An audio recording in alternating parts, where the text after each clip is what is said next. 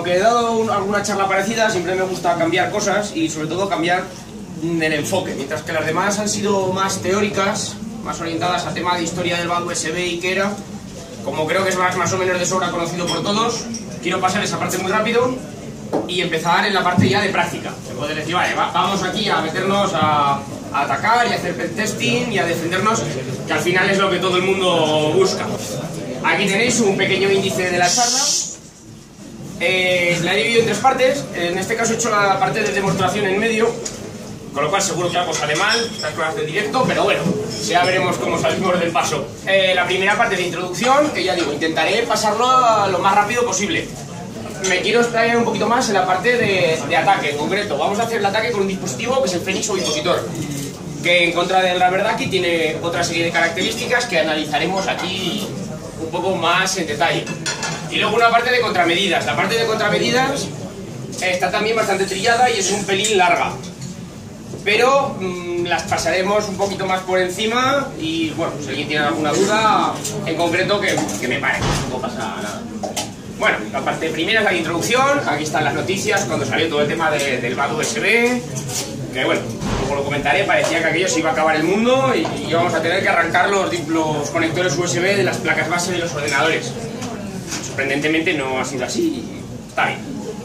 Bueno, origen, ¿de dónde sale todo el tema del BAD USB? Se presentó en la Black Hat de 2014 por la gente de SR Labs, que esta gente son los que mantienen y tienen publicados los repositorios que habéis visto todos de BAD USB dentro del sentido más puro de la palabra, modificar un pendrive normal y corriente para alterar su funcionamiento.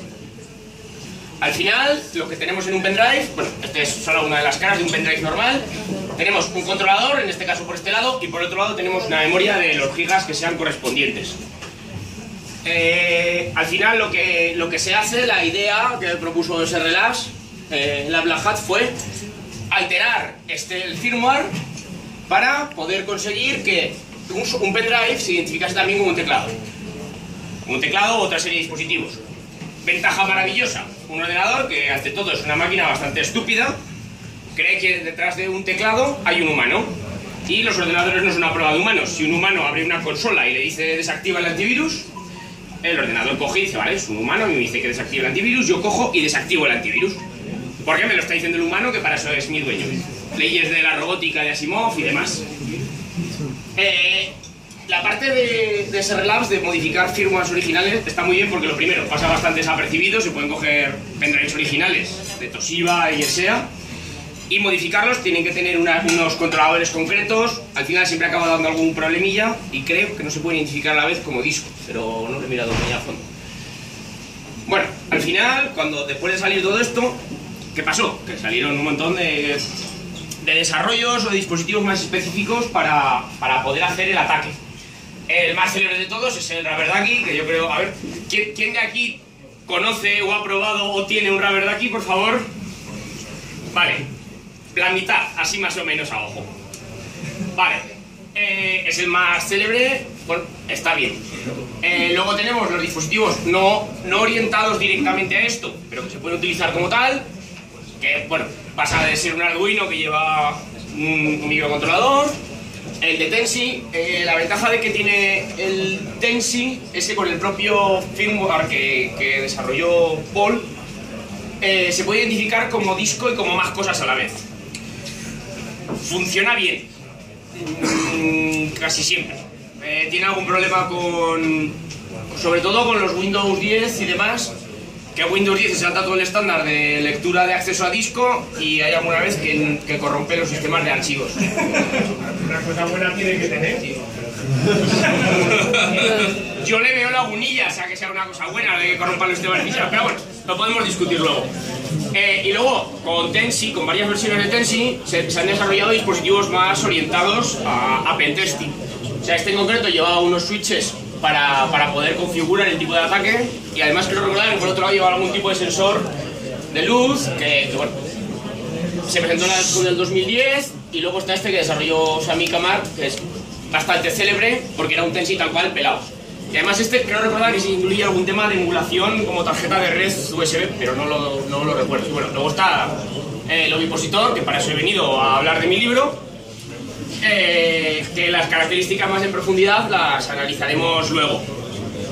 Con todo el tema de los USBs salió en la Black Hat una cosa que era todo el tema de replicación. Se suponía que, claro, la gran mayoría de dispositivos USB tienen ese mismo funcionamiento, o sea, es algo con un controlador que se identifica ante el ordenador como un controlador que a su vez controla una webcam, controla un teclado, controla un ratón, controla un pendrive, con lo cual en teoría prácticamente todo el hardware que podemos actualizar, ese microcontrolador interno que lleva para nuevas versiones, para corregir errores, para actualizaciones del fabricante, con un solo único dispositivo que conectásemos al equipo, podíamos conseguir de alguna forma que el equipo se conectase a internet o a donde fuese y fuese infectando todo el hardware que se fuese conectando a ese equipo.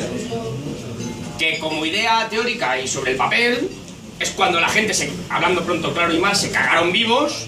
Los medios de comunicación publican las noticias, el mundo se acaba, va a explotar todo, va a haber, no podemos poner dispositivos USB en los ordenadores, se va, sí, o sea, que yo leí algún artículo que de verdad, o sea, lo de la explosión del mundo es totalmente cierto, o sea, parecía que se iba a acabar el mundo. No, evidentemente seguimos aquí, bastantes años después, no ha pasado realmente nada grave. ¿Por qué? Al final es mucho más difícil escribir un firmware para un microcontrolador de un fabricante. Hay que hacer bastante ingeniería inversa.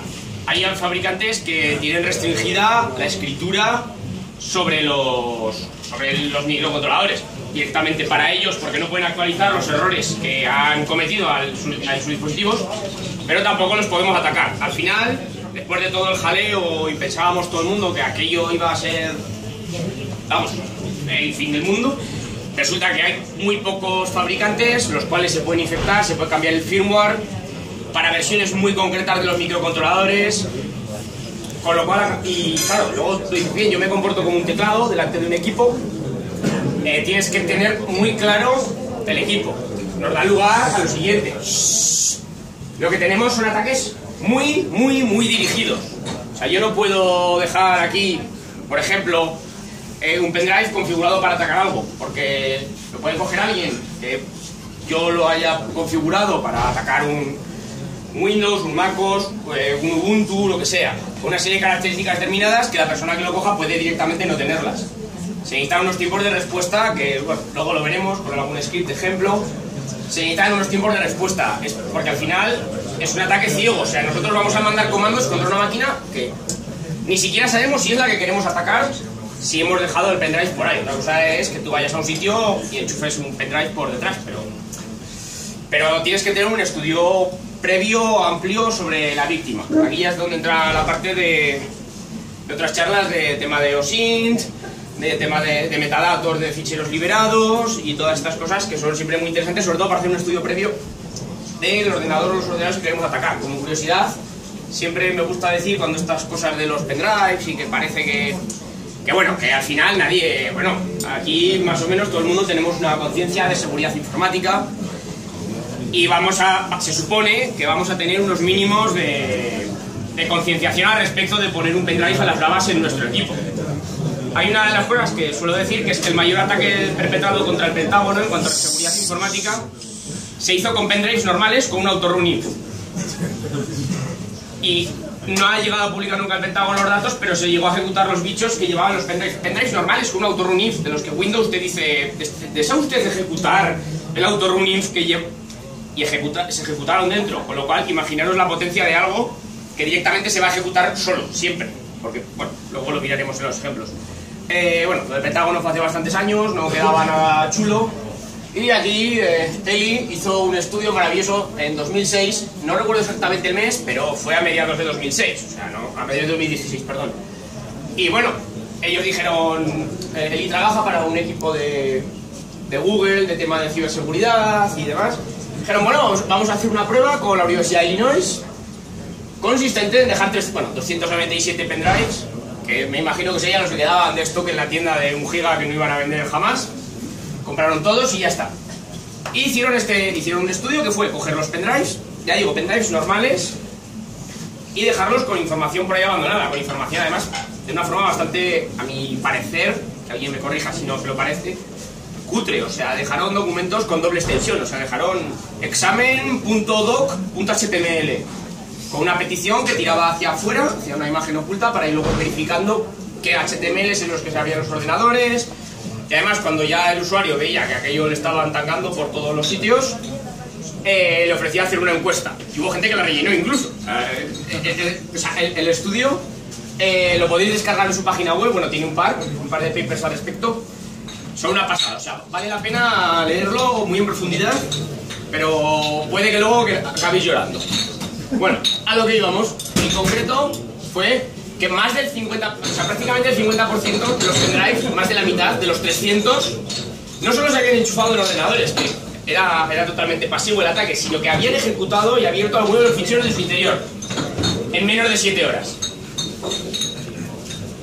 Y, como se ve, al cabo de prácticamente un día, se habían ejecutado prácticamente el 75%. Me parece una tasa de éxito bastante alta para una universidad que además lo dejaron abandonado por las aulas de informática y bueno, que se supone que no hay ahí el primero, yo qué sé. Si esto lo dejas a mi madre que trabaja en un centro de salud y la pobre mujer, pues de ordenador es poquito, yo entiendo que la pobre coja el pendrive, lo enchufe y bueno, pues no voy a decir seguridad controla poquito, pero bueno. Bueno, vamos a pasar a la parte de ataque, que es la divertida. Vamos a pasar primero un poquito de teoría y luego ya enseñaremos unos cuantos scripts y bueno, por ahí Joel, que no sé dónde está. Vale.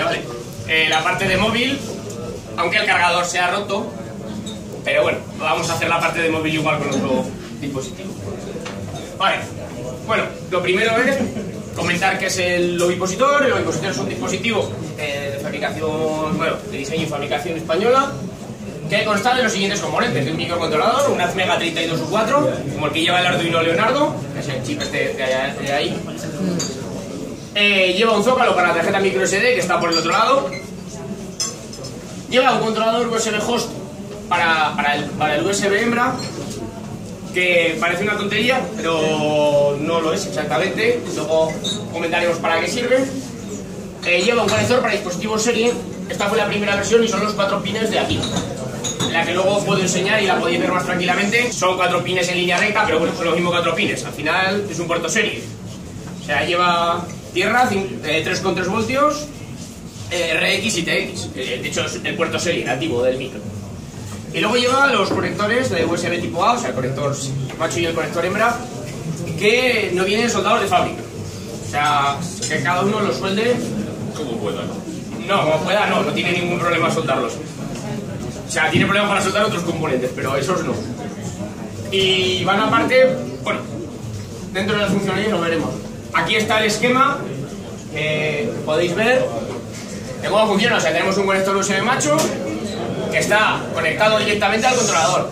El microcontrolador tiene a su vez un firmware que ejecuta, que hace distintas acciones. Y el microcontrolador va conectado con un área de datos, que puede ser o la propia flash del micro, pero como no tiene tampoco mucho, en este caso se le ha puesto una tarjeta microSD externa para almacenar ya hay datos a cascoporro, todos los que queramos. A su vez, el mismo microcontrolador está conectado con un controlador de USB host y un conector USB hembra, que como la parte de USB queda raro.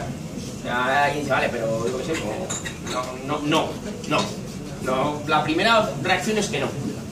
Además de eso, sobre el puerto serie se pueden poner una serie de expansiones que, bueno, al final queda muy bonito puesto así, pero es cualquier cosa que tenga un puerto serie y me dé comunicaciones. Le podemos poner un módulo de wifi, que puse este de Robin porque era el que yo tenía en ese momento a mano para probar, pero le podemos poner un ESP8266 de estos que valen 3 euros. Un módulo de comunicaciones, un SIM800, para que los datos que recolecte o poderle mandar órdenes no los podemos hacer directamente a través de una conexión 3G de internet, o ya un XBee o un Bluetooth, por si lo que queremos, digamos, es un canal un poquito más encubierto y que se salga de lo estándar, ¿no? O sea, ni es telefonía, ni es wifi, ni tiene que pasar por allí nadie con wifi. ¿Qué posibilidades nos dan? Y aquí es donde viene la parte del USB host. Podemos hacerlo como keylogger por hardware. Creo que el que está montado con la cajita lo tiene por ahí Joel. Bueno, al final el dispositivo tiene 2 conectores, se pone el teclado por el conector hembra, se enchufa en el ordenador y todas las teclas que tú pulses directamente por vía hardware quedan registradas en el dispositivo, con la opción de poderlas mandar a cualquier otro sitio.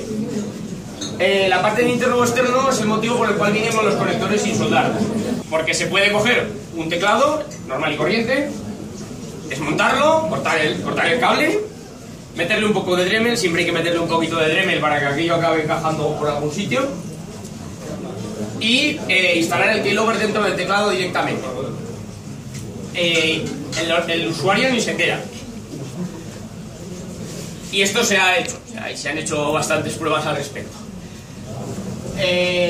La parte de keylogger tiene una maravillosa cosa, que es como además estamos controlando cuando el usuario teclea, si el ataque está siendo muy dirigido, como he comentado antes, y tú sabes cuándo salta el bloqueo de ordenadores a las pantallas o demás, puedes saber cuándo el usuario deja de teclear para lanzar tu payload. Es decir, si el ordenador está configurado para bloquearse a los 10 minutos, sería muy raro que el usuario a los 9:30 o 9:45 estuviese haciendo algo. O sea, el usuario se ha ido a tomar un café. Entonces tú coges y entonces lanzas tu serie de comandos y lo más seguro es que el usuario esté fuera de su puesto con casi toda seguridad. La parte de instalador automático, es la palabra de un amigo mío, me encantó y decidí utilizarla. Es la parte que sí me hemos comentado, es un pendrive, se comporta como un pendrive y un teclado. Podemos ejecutar un script en su interior, es un lenguaje interpretado, luego lo veremos, sobre el cual dices, vale, primero no te identifiques ante el sistema operativo como una unidad externa, por si acaso, no vaya a saltar algún antivirus o alguna contramedida o alguna cosa rara. De momento solo como teclado. Además se pueden falsificar los IDs del teclado, entonces te puedes identificar con el mismo ID y el mismo número de serie que el teclado que tiene el usuario, con lo cual ello no saltaría nada. Puedes abrir un CMD, tumbar el antivirus y entonces ya puedes decir, vale, ahora identifícate como una tarjeta externa de memoria, un pendrive normal y corriente, y ahora ábreme un CMD, busca un pendrive que tenga esta etiqueta y ejecuta este archivo de dentro a una velocidad bastante rápida. O sea, el usuario va a ver que ha salido algo en la pantalla, pero bueno, los usuarios yo creo que en general están acostumbrados a que Windows haga cosas raras. Entonces yo creo que tampoco se asustan mucho. La parte divertida también, que es la que podemos hacer gracias al USB host, es la parte de conexión con ADB, que es con lo que más hemos probado. Con Mac debería de ser posible también, pero el micro da para lo que da. Que es que se identifique el dispositivo metido dentro de un cargador, como el que ha explotado antes. El dispositivo como un dispositivo de depuración de Android, y a través de él poder instalar aplicaciones, bueno, al final cualquier cosa que se podía hacer a través de una consola de ADB desde un ordenador, hacer exactamente lo mismo desde un cargador. Desde Android, nunca me acuerdo cuál, la 4 o algo, pide autorización al móvil. O sea, cuando se le pincha un dispositivo de depuración, Android no es tonto del todo y pregunta. La parte asombrosa es que de todas las pruebas que hemos hecho la gente le dice que sí, que desea confiar en el dispositivo y que es un cargador, claro, no pasa nada. O sea, sí, o sea, y tú dices a gente y luego, ¿por qué le has dicho que sí? Siendo un cargador, que además es un cargador mío, que todo el mundo sabe lo que hago y está en mi oficina. Entonces, la gente te dice, ¿puedo coger el cargador? Y dices, sí. No lo sé, yo no me fío de mí mismo. O sea, y los demás asombrosamente sí. Bueno, aquí hay una serie de posibles ataques, que en general son casi todos offline. A ver, como os pasaré las slides luego, lo podéis mirar con más calma. Pero vamos, recolección del sistema operativo, recolección de datos, recolección de ficheros, cargarnos usuarios, hacer cualquier tipo de barra basada. Al final, podemos hacer cualquier cosa que podría hacer el usuario que está enfrente. O sea, tú llegas al típico puesto de trabajo que está el ordenador por detrás, y cuando se levante la persona de turno, hace unas fotocopias, coges, enchufas y bueno, al final puedes hacer lo mismo que hace él, lo que pasa que de una forma bastante ciega, que siempre nos quita. Vale, viene la parte de móviles y tablets, que es lo que yo decía. Bueno, la explico de momento un poco por encima y luego en la parte de demo. Lo que decíamos, además de identificarse como un dispositivo de ADB por la parte del USB host, Por la otra parte, nos podemos identificar como un dispositivo de OTG con el móvil, con lo cual podemos seguir siendo contra un móvil, un teclado, un ratón y una memoria externa, con todo el pie que puede dar eso. Si un ordenador, las pruebas que hemos hecho, si en un ordenador el ataque es ciego, en un móvil ya es muy ciego y sordo y mudo y de todo. Se puede hacer, pero ya ahí sí que se puede conseguir, pero tiene que haber un estudio muy bueno del móvil, de cómo exactamente tiene configurado el usuario el móvil, evidentemente si lo tiene protegido con contraseña. Ya comento que la parte de OTG es muchísimo más complicada. Luego está la parte de, podemos emular el protocolo de depuración. En concreto hemos probado más la de ADB. El de iTunes simplemente no le pasa nada, pero como es propietario y es cerrado, siempre es más complicado de implementar, y además en un microcontrolador que tiene 2K y medio de RAM, el pobre. Y luego hay otra de las partes que hay que probar, que es el tema de transferencia de ficheros, que tú te identifiques como un ordenador, pero con el objetivo de transferir ficheros. O sea, que al final el móvil se identifique como una cámara. No tienes acceso completo al sistema, solo tienes acceso a los ficheros que te da permiso como cámara, normalmente a las fotos, al directorio de descargas, pero bueno, pues está bien, o sea, no... ya puedes conseguir algo de un usuario. Vale, aquí hay una parte de demo que, como mi portátil por estas horas de ser Mac no tiene salida de vídeo, normal, os lo voy a enseñar en vídeo. La cosa está en primero se enseña la parte de Keylogger. En el principio mejor.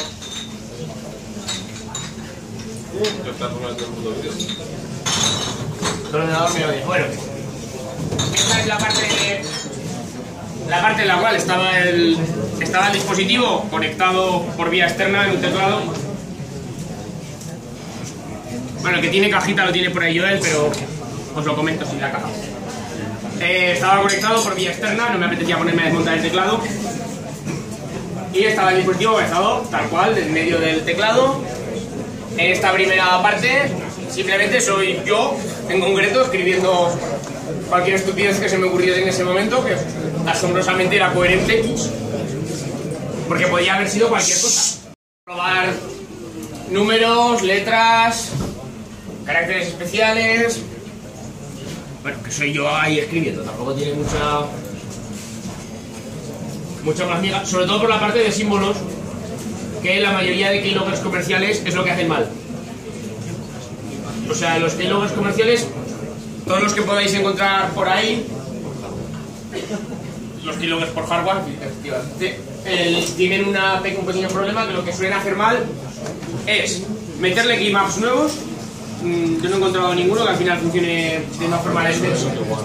Y se quedan bastante tontos con los dispositivos USB compuestos. No suele haber muchos, pero por ejemplo el teclado este de Mac que tengo por aquí, que le falta una tecla porque lo compré así, de segunda mano y tal, está barato. Es un dispositivo compuesto, o sea, no es un teclado solo, o sea, es un hub USB, del cual cuelga un teclado y otros dos puertos USB para conectarle cosas. Entonces, todos los keyloggers por hardware comerciales que había, cuando veían que ahí había algo que no era exactamente un teclado, dejan de funcionar, te dejan sin teclado y se quedan tan felices. Asombrosamente es así, o sea... Bueno, y esta es la parte que simplemente se pulsa en el teclado una combinación de teclas concreta. Bueno, aquí he abierto un Gedit por abrir algo y te da el fichero de texto, o sea, almacenado íntegramente en un fichero de texto en la SD. Puedes coger la SD y leerlo, o puedes decir que lo reproduzca.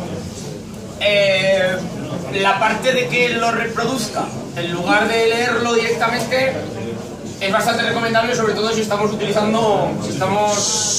auditando, porque llamarle espiar queda muy mal. Si estamos auditando algún tipo de ficheros o de teclados que no estén en español. Entonces siempre es mejor tener la configuración, saber qué configuración del teclado tiene la máquina y simplemente poner la misma configuración del teclado en la nuestra, y esto reproduce y es independiente de lo que haya guardado en la SD. Hombre, es interesante. conocer el layout del teclado del equipo que vas a sacar. Te asombrarías. Te asombrarías. Te asombrarías, sobre todo enfocado a temas de inteligencia. Temas de inteligencia policial y demás. Se tiene que ver muchas cosas. Mucha gente tiene teclados y tiene configuraciones que no están en español. Están en chino, están en árabe. Entonces, claro, tú al final coges un teclado en árabe y te pongas a reproducirlo en español, no sale nada. Es horrible. A ver. Bueno, aquí lo que hemos hecho ha sido meter dentro de la tarjeta SD un script bastante básico. Pausa. Lo que el script va a hacer, como comentaba antes, en un lenguaje interpretado, es bastante facilito. O sea, cualquier cosa yo creo que es más complicada que esto. Bueno, tiene un comentario que dice script de ejemplo para probar. En concreto, en este caso, se va a atacar un Ubuntu con Genome. Pausamos 5 segundos. La parte que decía de que hay que tener los ataques muy dirigidos y planeados es por esto. Esta pausa de 5 segundos es lo primero que hace el micro cuando se inicia. Ahí tenemos que tener calibrado y mirado el tiempo que puede tardar el ordenador sin instalar drivers, la velocidad del ordenador y demás. Lo que hace es run Genome, simplemente hace Windows ejecutar. Ahora lo veréis porque además el ejemplo se grabó a menos velocidad, o sea, estas pausas que se pusieron lo suficientemente grandes para que ahora mismo en el ejemplo podáis ver que pasa algo. Si no, no vale para nada. Lo que hace es abrir un editor y luego pone hola mundo, permiso de compositor y por último se carga el script, que siempre es una buena idea. Para que el usuario que se piensa que ha encontrado un pendrive, él coge, lo pincha, eso ha hecho algo, él ha visto por ahí ventanas, drivers, vete a saber, Windows es un sistema, bueno, ha pasado algo. Y luego me cargo el fichero. En el momento que tú te cargas el fichero de script, pasa a ser un pendrive normal y corriente. Un pelín lento como pendrive, pero un pendrive. Vale. Simplemente se copia el fichero a la... No, es interpretado. En plan, no hay. Tú lo metes a la SD y lo interpreta. Digo que si estaba rico. O sea, el firmware que lleva en el microcontrolador lleva un intérprete del lenguaje y ya está. Bueno, simplemente lo hemos metido en la SD, se mete la SD en el dispositivo.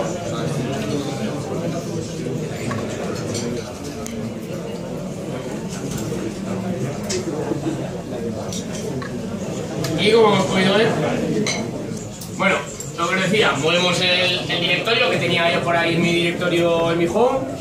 Se mueve a la carpetilla, se pone. En este momento lo que se hace es se pone el ovipositor con la micro SD y hace lo que evidentemente se supone que tiene que hacer. Se pone, espera 5 segundos a que el sistema operativo, en caso de necesitarlo, lo identifique, abre la ventana de ejecutar la aplicación, abre un headit y escribe. Igual que ha escrito esto en un headit, podría haber abierto una consola y podría haber hecho lo que hubiésemos querido a través de la consola. Bueno. Aquí viene el mismo ejemplo exactamente, pero en un Windows. O sea, ya lo ves, o sea, el ejemplo es el mismo. Pausa de 5 segundos, cambia el que en vez de run Win hemos puesto un run Genome por la combinación de teclas. En un Windows XP, lo cual denota el tiempo que tiene el vídeo, lo cual es una desventaja porque ahora mismo podemos ejecutar cosas con PowerShell y queda bastante más potente. Hay una observación muy divertida de Windows, que es que no se traga las teclas a la misma velocidad que se las traga un Linux. O sea, hay que darle más tiempo entre pulsación y pulsación que a Linux, porque se les ocurrió escribirlo así. Y de hecho, por eso se come alguna tecla al escribirlo. Una pregunta. Dime. ¿No va en Windows 10? Sí. Sí. Funciona igual. Con el pequeño problema del sistema de ficheros que a veces que Windows se le va la olla y luego rompe. Pero porcentaje de veces de... Solo si se identifica como disco, un 10%. ¿Que falla o que funciona? No, se ejecuta bien, Funciona bien la primera vez, pero cuando lo desmontas, Windows hace alguna tontería y manda a tomar por el culo el sistema de ficheros. Pero además, haciéndolo de forma segura y todo, a Windows se le sigue yendo la olla y hace algo que no está dentro del estándar y corrompe el sistema de ficheros. Bueno, Joel, parte de Abad USB con móviles. Me llamo Joel, estoy terminando informática y nada, conocí a Ernesto en la Navaja Negra de hace un año o dos.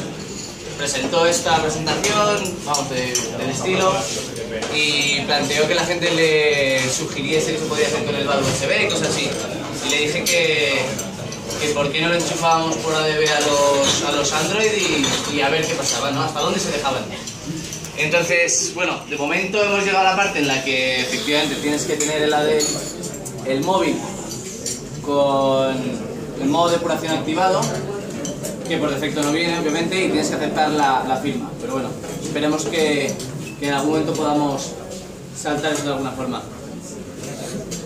Hace como un año que no me ponía con esto y hoy pues me encontré a Ernesto y me dijo, oye, pues voy a dar la charla, ¿por qué no haces lo de Android? Y pues nada, súper preparado todo.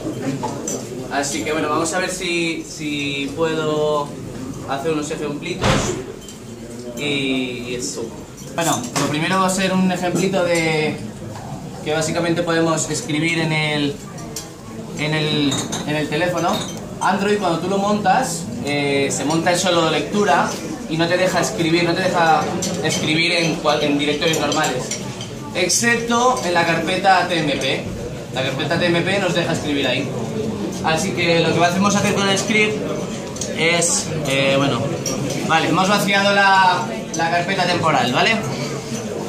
Aquí tenemos, vale, voy a hacer primero el ejemplo simple.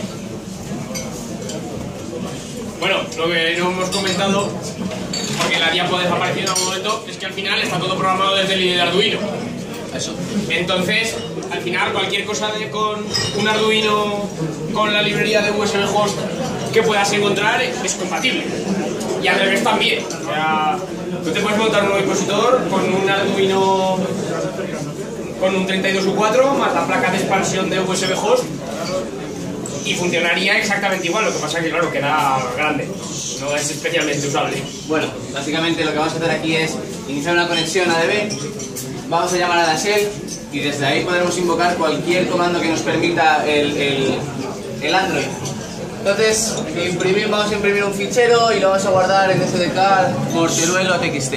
Nos vamos a ir a SDCAR, ls, rm hello 2.txt. ¿Cómo se llamaba el fichero este? Morteruelo.txt. Vale, no está, ¿no? El morteruelo aquí. Sí. Vale, lo que hacemos con el programa es lo cargamos en el Tensi. Ahora el detalle está aquí, ya no tengo el teléfono conectado al ordenador por ADB. Espera que ahora está subiéndolo. Sí, a ver si va. Esto es lo que más problemas suele dar a la hora de subir al Tensi. Y ahora lo voy a conectar al ordenador, pero no con el ordenador, lo voy a conectar al Ovipositor. Es decir, al conectar al Ovipositor simplemente es para pillar la red. La magia está cuando hemos intentado conectar el Ovipositor, o sea, cuando tú lo escondes en un cargador, entonces dices, oh, qué bien, cargo mi móvil. Como cuando vais a los autobuses, aviones, cosas así, decís, qué bien, voy a cargar mi móvil. Cuidado, ¿vale? Cuidado porque pueden estar pillando datos perfectamente. Comentaba la parte de contramedidas también va luego. Ah, vale. Pues para móvil también. Al ir a conectarlo ha petado, nos hemos quedado sin esa parte. Pero bueno, vamos a ver si Pero bueno, lo único que hace es meterle 5 voltios al ovipositor, no hace absolutamente nada más. Viendo que va a dar problemas, vamos a ir directamente a este. Vale, voy directamente a este ejemplo. Lo que hace es escribir... A ver, estamos viendo código, es una cosa un poco... A ver, el audio no se nos os lo explico por partes. Hacemos un eco sobre este fichero en TMP, ¿vale? Que es un SH. Como Android es Linux, podemos ejecutar cosas en Bash. Y lo que tiene ese fichero es esto es una prueba que lo va a imprimir en el fichero de la tarjeta del teléfono. Entonces con eso ya podríamos, a partir de scripts que escribamos nosotros en temporal, luego podemos hacer cualquier cosa dentro del teléfono. No se va a quejar nada con el ADB, ningún problema, porque ahí ya estamos montados en escritura y lectura. Tenemos permisos para todo. Le damos permisos de ejecución al shell y al ejecutarlo nos crearía luego el fichero de hola2txt con el esto es una prueba. Bueno, de todas formas, ¿qué cosas se os ocurriría a vosotros que podríamos hacer con un bicho que podemos ejecutar scripts conectados a un dispositivo con internet? ¿Qué se os ocurriría que se puede hacer? ¿Qué cosas maliciosas se os ocurren? Vamos a ser malas personas, pero en teoría. ¿Qué es lo primero que se intenta hacer en un Android? Rootear, vale. Y antes de, o sea, cuando no tenemos root, o sea, ¿para qué querríamos root? Ejecutar aplicaciones, eso es. Nos interesa meter una aplicación, vale. Podríamos, no sé si podríamos meterle la aplicación aquí en bytecode, haga y ejecutar, pero más fácil es ejecutar un comando que tiene Linux, que tiene Android, que es el curl, y con el curl podemos ejecutar peticiones get. Entonces sencillamente con eso es dame esta aplicación que tenga alojado en un servidor donde sea, me la instalo y a partir de ahí ya tendríamos instalada la aplicación a partir del ovipositor. Vale, ahora tendríamos conectado el teléfono al ovipositor. Lo voy a conectar al ordenador para que le dé red. Entonces en cuanto el ovipositor recibe red, lo que hace es empezar a ejecutar el script que tiene cargado. Os enseño simplemente que desde la ADB hacemos exactamente lo mismo. O sea, el programa era este. Lo que hacemos en la shell es ejecutar exactamente este. A ver. O sea, voy a ejecutarlo línea a línea para que veáis qué es lo que haría.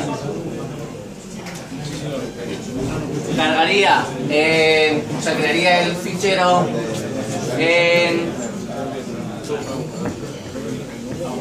local cmp. Ahí tendríamos el test2. Luego le daría permiso de administración. Todo esto sería sin root, ¿vale? Y luego por último loop.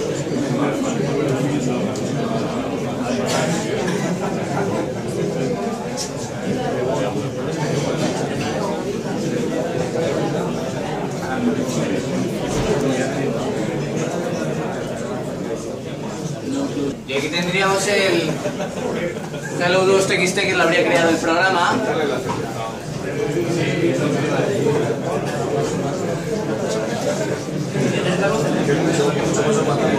No sé qué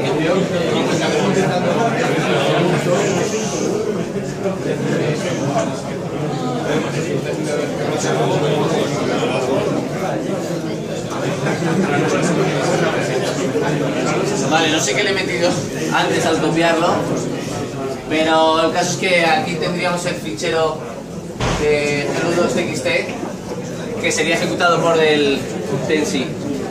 No la ha terminado cargando, así que hasta aquí se ha quedado el efecto demo. Así que nada, gracias por el momento, Ernesto. No, a ti por...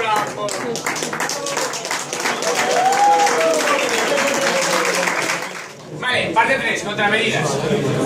Vale, hay una serie de contramedidas para todo el tema de la USB que son muy interesantes. Lo que pasa es que siempre vamos a encontrar, sobre todo nosotros, somos mala gente, pero buena, es muy raro siempre decirlo. Bueno, podemos hacer listas blancas, dispositivos USB en nuestro ordenador. Podemos listar fabricantes críticos, por ejemplo el driver de aquí, de normal, no sé si se puede cambiar, me imagino que sí. Siempre se identifica como un dispositivo de Atmel con un número concreto, con un fabricante concreto y un número de dispositivo concreto. Lo podemos bloquear sin ser la mejor idea del mundo porque hay gente que trabajamos con dispositivos de Atmel. Entonces no podemos bloquear a todo lo que venga de Apple. Porque sí, a lo mejor en otros casos, sí. Se supone que se puede analizar el firmware, podrías analizar el comportamiento de un firmware del dispositivo, desde el PC, cosa que creo que hasta ahora no ha implementado ningún antivirus ni nadie. O sea, nadie coge, se conecta y, bueno, hay alguna aplicación que sí. Miguel Ángel Arroyo no ha podido venir, pero hubiese estado muy bien que hubiese venido. Y por la parte de hardware, que ya es la que tendrían que implementar los fabricantes, sobre todo porque no pudiésemos mal utilizar sus aparatos. Al final tú puedes utilizar cualquier otra cosa y ya está. Sí, afirmar las actualizaciones de firmware con clave pública, clave privada, todo lo que ello conlleva, que siempre es complicado, o directamente desactivarlas. La parte de desactivación es lo único que han hecho. Lo de firmar las actualizaciones yo creo que no lo ha hecho ningún fabricante. Más barato. No, a ver, firmar las actualizaciones es más complicado de lo que parece, porque en principio para que funcionase bien las tendría que actualizar, las tendría que firmar y comprobar la firma el propio microcontrolador interno del dispositivo. Y tienen una potencia bastante limitada. Entonces, al final ha habido mucha gente que ha dicho, vale, yo te vendo tu dispositivo, no se puede tocar el firmware, y si he metido la pata al hacerlo, te compras unos nuevos. Vale, bueno, contramedidas, por ejemplo, el SET tiene un sistema de control de dispositivos en el cual podemos decir, o sea, podemos hacer listas blancas y listas negras de dispositivos que pueda admitir el ordenador, que nos vale para evitar ataques de lado USB, más o menos, pero realmente están más destinados a que empleados de una empresa con datos críticos no enchufen un pendrive normal y se lleven datos. Está más orientado a eso, aunque le podemos dar la aplicación un poco transversal que a nosotros nos interesa, que es combatir los temas de lado USB. El problema es que, por ejemplo, en el caso del ovipositor, el ID del fabricante y demás es una línea de texto en un fichero de C. Simplemente lo tenemos que localizar y cambiarlo por el número de serie, el fabricante y tal, del que tiene autorizado el ordenador, y el ordenador se lo traga. Y de hecho, el ordenador puede tener perfectamente dos dispositivos del mismo fabricante, con el mismo número de serie funcionando, y no se quejan de nada. Pero bueno, es una contramedida que para algunos casos puede estar bien. Bueno, Alex Torrecrack sacó para Windows, en concreto solo está para Windows la herramienta, es de pago. El Shield de aquí, que bueno, simplemente detecta, no tengo muy claro cómo, pero que el código es propietario y de hecho la aplicación es de pago. Se le puede solicitar a él alguna versión de evaluación y te la deja y tal, pero la verdad que no lo he probado. Soy una de estas personas que le gusta que por lo menos el código de las aplicaciones se pueda auditar. Entonces, pues bueno, es otra opción que hay. Luego está la parte maravillosa, porque no puede ser de otra forma, de Miguel Ángel Arroyo. Es espectacular. O sea, realmente la aplicación que ha hecho en Python analiza el comportamiento, no de una forma muy exhaustiva, estaba en ello para analizarlo de una forma exhaustiva, llega a analizar el comportamiento, llega a analizar, tú acabas de pinchar algo y ese algo se está identificando como un pendrive y un teclado, eso es raro. O se está identificando como un teclado, pero ese teclado solo tiene interfaz de teclado, no tiene interfaces de depuración, que suelen tener todos los teclados. No responde a comandos de depurar, o sea, no es un teclado de verdad, es algo raro. Y la aplicación que hizo Miguel Ángel, el Patito Hunter, ya digo, está hecha en Python, funciona en Windows y en Linux, está muy currada y bueno, es libre, lo puede descargar todo el mundo y la verdad que es la leche. A ver, se puede evadir, porque al final se puede evadir todo. O sea, conociendo el sistema de defensa, hay una cosa que he dicho siempre, que es que yo creo que la batalla por la seguridad está perdida. Sí, o sea, a ver, tú puedes intentar blindar todo, pero seguro que puedo sacar algo que se encargue tu blindaje. Pero yo es de lo más completo que he visto para este tipo de amenazas, por no decir lo que más directamente. Contramedidas para dispositivos móviles, lo que decíamos antes con Joel. Al final tenemos un problema, dependemos al día de la fecha de los móviles mucho y nos entra una crisis existencial cuando el móvil tiene un 5% de batería. Y en ese momento yo creo que seríamos capaces de matar a alguien por robarle una batería, un cargador, algo, porque no. Entonces, bueno, en ese momento en los cuales se cometen muchas imprudencias de conecto el cargador al primer sitio que veo, bueno, de todo. Existe una serie de accesorios denominados condones USB, tengo yo por aquí algunos para el que lo quiera ver luego. Hay de dos tipos. Uno que lo que hace, a ver, el USB, yo creo que lo hemos visto todo el mundo, lo comento rápido, tiene una línea de tierra, una línea de 5 voltios y 2 líneas de datos. Al final es un puerto serie. Hay un modelo básico que lo que hace directamente es cortar las líneas de datos. Que podemos coger cualquier cable USB que compremos, destripamos el cable, cortamos las líneas de datos con una tijera y conectamos el móvil a cargar, ya está. Con ese cable nuestro que nos hemos hecho nosotros, con un cable USB comprado en el chino por €1 de debajo de casa, lo solucionaríamos sin tener que comprar nada. Problema de origen práctico. Los móviles negocian a través de las líneas de datos la carga. Con lo cual, si cortamos las líneas de datos, vamos a tener un móvil cargando a 500 miliamperios, que al día de hoy es insuficiente para que cargue cualquier móvil. Han salido versiones y son libres, se pueden descargar, están en Hackaday y tal, de dispositivos de este tipo, que lo que hacen es, con un par de condensadores, filtrar la velocidad a través de las cuales tú te puedes comunicar de datos. Y valen nada, o sea, puedes pedir fabricar 20 PCBs que te van a cobrar 10 euros por ellas y soldarlo en casa. Lo que hacen es, la velocidad de comunicación es muy inferior cuando negocia la carga. Entonces no deja pasar eso. En el momento que hay algo al otro lado, que necesita comunicar por vía rápida porque es una ADB, porque es un ordenador, porque es no sé qué, esa comunicación la corta. Y vale absolutamente nada fabricarse uno. Es que estuvimos pensando en hacer uno un poco más propio con alguna cosa para venderlo, pero no vale la pena. O sea, no vale la pena. Bueno, por último los agradecimientos, sobre todo a la gente de Porteruelo Con, de Hackambir. Hay un agradecimiento que no he puesto aquí, que es a Josep Albor. Bueno, y luego al equipo de Marvel, de Intelligence Security, que muchas veces parece que soy yo la única persona que habla de esto, pero luego realmente hay más gente currando detrás y no, lo que pasa es que yo soy el que me mola venir a estos saraos y bueno, gracias.